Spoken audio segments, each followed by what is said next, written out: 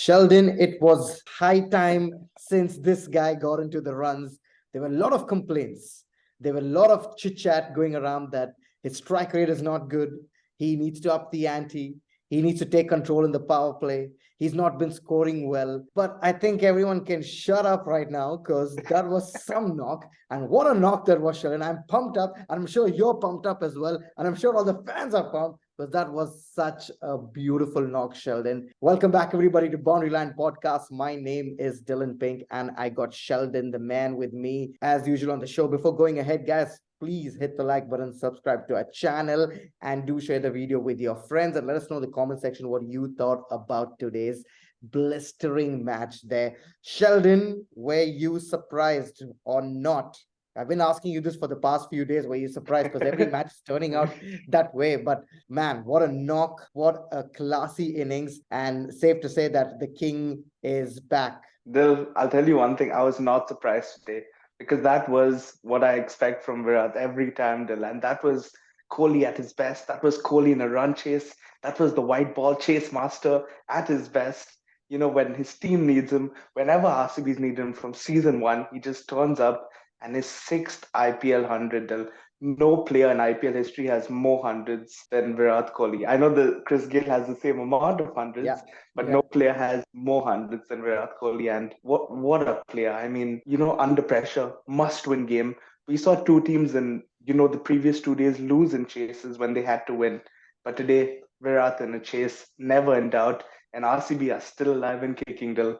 Well, yes, for sure, for sure. I think people can make out from our reaction and our smiles that how happy we are. There's still one more game to go, so I'm not going to say anything, right? But Sheldon, let's move back to the start of this match. There, Faf won the toss and elected to bowl first. I thought it was tricky because in a crunch game like this, you expect to bat first, put pressure on the opposition, and then go at them with the wickets, right? But Faf, I thought, made a good call in the end. Now, in hindsight, it looks good there. But Heinrich Klassen, that was a class knock. I mean, I'm not taking anything away from Virat Kohli. That was good. 104 of 51. That was faster than Virat, of course. But Sheldon, to play that in the context of the game, because they were, I think, both the openers were not doing that well in the power play, and then Heinrich Klassen comes out and seems like he's batting on a different pitch, and that's been the story for them, right, Sheldon? It's just been Heinrich Klassen, but what a knock today by him. I mean, hats off to the guy, Sheldon. Insane knock, Dil. What clean hitting, Dil. And how well does Heinrich Klassen play spin, Dil? I mean, KP was mentioning on comms that he felt there's no one better playing spin. And I really think that's quite possible that there's no one better because the way he attacks spin, Dil, it's just so good. Like for a foreign batsman to see the way he plays spin, it's almost like he looks like an Indian batsman when he's playing spin. That's how good he looks. Some of his hitting, Dil, clean hitting.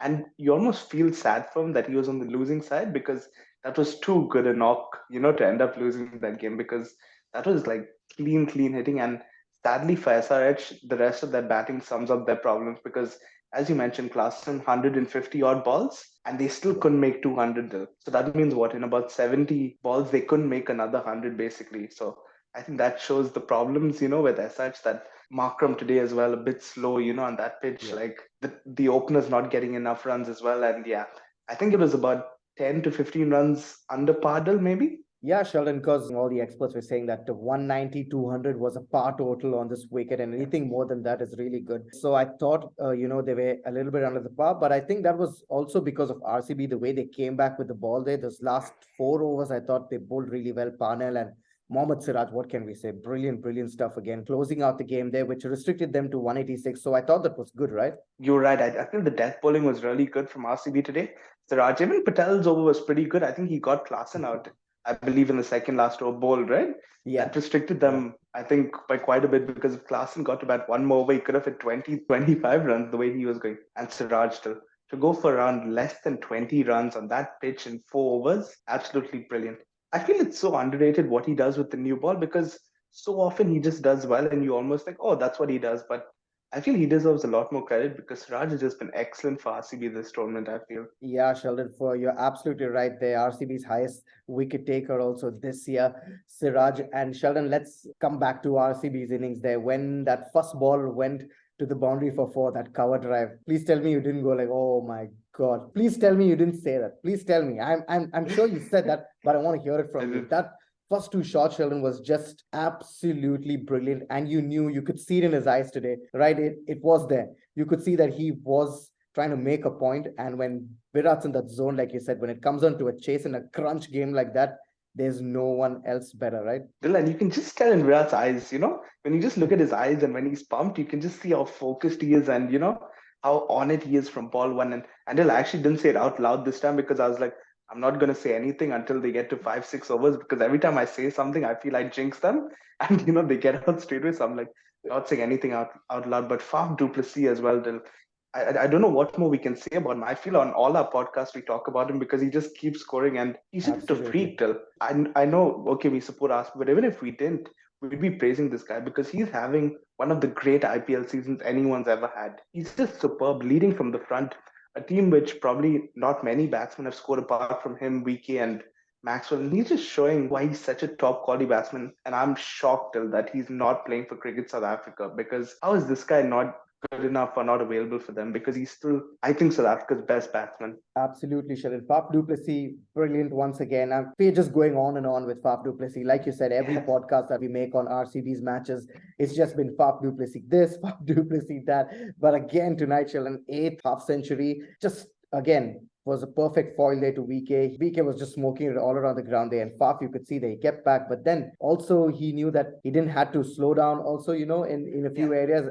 And he kept going, and just a brilliant class player, Sheldon. Like Faf du Plessis, there's no words. I think we've run out of adjectives to describe Faf du Plessis, Yeah. and you're spot on there, Sheldon. Once again, that I don't know how he's not playing for his national side because this guy is too good a player to be left out. And Sheldon, it was records galore today. I should say that. So here are a few of the records that was thing. So this was the highest partnership this season, which is 172 of 108 balls. It's the joint most hundreds in the IPL, which is Virat and Gayle. Of course, they've got 6 together now. And it's the first time in the IPL, in the history of the IPL, that both the sides had a batsman scoring 100. That's a crazy stat. And and it was also, I think there was another stat that I think it was one of the opening pair or something like that. I think they had the most number of runs by an opening pair. I think Faf and Virat have gone past that as well. And Sheldon, absolutely brilliant stuff from RCB today. They didn't put a foot wrong. Of course, that one drop catch by Glenn Phillips, they could have probably changed the game, for all that we can say. But apart from that, Sheldon, they didn't put a foot wrong. And you could see it, like you said, they just went for it. And tonight they proved that, they are very focused and they know what they're doing. Dil, it's crazy. And when you see RCB playing like this, you almost wonder why don't they play like this more often? Because when they're in a crunch I've been situation, asking this since 2008. Yeah, because still in the last 2 games, we've seen RCB be almost perfect when they had to be and when they have to win games. I mean, you'd be scratching your head thinking, why can't they do this more often? And, it's just insane. But yeah, Dil, it seems like they are clicking and they are going in the right direction. And they have a big game on Sunday as well. A lot of games before that, obviously, which could play into what they need to do. But looking forward to the next few days until RCB do have it in their own hands. And they know if they win their last game, they will be through. But yeah, to see where they finish is still up for grabs because all the other teams still have to play their last game. Exactly. All the other teams have to play their last game. And I think it's going to come down to Sunday. We've been telling that right since last week that it's going to come down to Sunday. It's going to come down to Sunday. And I think, Sheldon, we're going to be absolutely true because Sunrisers and Mumbai play there on Sunday afternoon. And in the night, it's Bangalore versus GD. So one of those teams are going to go through and we're going to know on the last day. That's absolutely insane, right? Yeah, just hoping for another Klassen 100, on Sunday. Always a fan of the Orange Army, not just today, but, hope they finish off well for all their fans. Hope they sign off well in the last game and, beat Mumbai on Sunday. Obviously unbiased, just one for the competition to end well, right? Yeah, Sheldon. Yeah, but, we've been saying that, Sheldon, it's interesting. It's going to be interesting every time we keep saying that, Sheldon. But this has got to be one of the most competitive years in the IPL, right? Because till now into the last week, we still don't have our last few teams ready, right? It's just one team that's into the playoffs and we don't know the other 3 teams, and with just a few more games left, we still don't know. If RCB had to lose tonight, of course, we'd have known that CSK and LSG would have gone in straight away. But where does this leave Sunrisers, Sheldon? Because they would have to look back at their campaign and see how this has gone for them. It's not gone really good for them. Aiden Markram not playing at the start. Then he comes back. They have a couple of wins, but then they just lose track completely. Where do you think this has gone wrong for them, Sheldon? Still, I honestly don't know how they messed up this bad because honestly, on paper, Hyderabad look like they have a really good team. Like I looked Yeah. at their batting lineup today and I thought, wow, this is a strong batting lineup. Like they didn't all click, but they still got, to a good score. But I was shocked by their bowling lineup today, Dil, because it just seemed like they didn't have many bowling options. Like, okay, you looked at Bhuvi and obviously Bhuvi's experience, Natarajan maybe, but where was Jansen? Where's Umran Malik? Like he Yeah. hasn't played for a while, True. right? Like I was shocked with some of the selections, and I feel like Hyderabad in general have messed up their team balance because one game they're playing Brook, the next game they're playing Phillips, one day they're both playing, like Agarwal's not playing. So many, mistakes I feel they made in the team selection. And as the big teams do, like CSK and Mumbai do, you know how they keep their team pretty much the same throughout the season Yeah. with one or two changes? Maybe Hyderabad need to look at that and try to change that next year because I feel they messed up their team balance and they had a really good squad, I feel, on paper. Yeah, Sheldon, you're spot on there. I feel Hyderabad, and I think we mentioned that in one of our reviews for Hyderabad when the IPL Yeah. was just out there, and the teams announced that this team looks classy. It looks absolutely good because Markram there, Klassen there, Agarwal, and they've got the likes of bowlers like Janssen and everyone. We said that this team is the one to watch out for. But you're right. They've just not got the balance right. Glenn Phillips, a good batsman like that, he's not playing. Mayank Agarwal, yes, he's not been in the best of form, but we've seen how like, the big teams like CSK, Mumbai Indians, and everyone do that.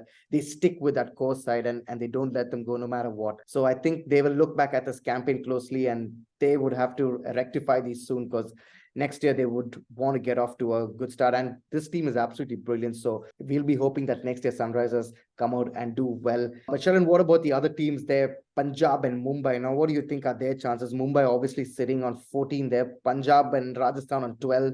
Tomorrow that game is there. Do you think Punjab wins or Rajasthan win? What are the chances of these guys making it into the top four? Yeah, for Punjab and Rajasthan, I think not only are points an issue, I think net run rate's an issue as well.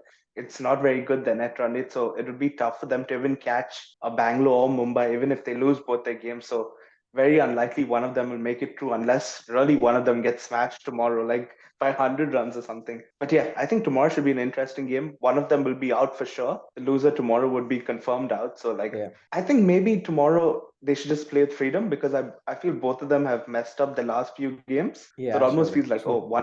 one of them has to open up and win tomorrow. So it should be a very interesting game. And for Mumbai, I feel they should still keep confidence, I mean, if they win their game and Gujarat beat RCB, which is still quite possible, like Gujarat are the top side. So if you have to Yeah. hope for anyone to win, it's Gujarat. I think Mumbai just focus on their game and then, hope for a result for them. But yeah, I think Mumbai will be hoping they can win their game by a big margin. Yeah, and do you think for the Gujarat versus Bangalore game, I know I'm thinking too far ahead there already because it's next Sunday there. Do you think for the Gujarat versus Bangalore game, Gujarat, do you think they're going to rest a few players and probably bring in someone else, or do you think they're going to not tinker at all and just probably play with that winning team? I think they should rest all the players, Bill. I think Pandya vacation, David Miller, let's send him off to his family in South Africa. Rashid Khan, wherever you want to go on vacation.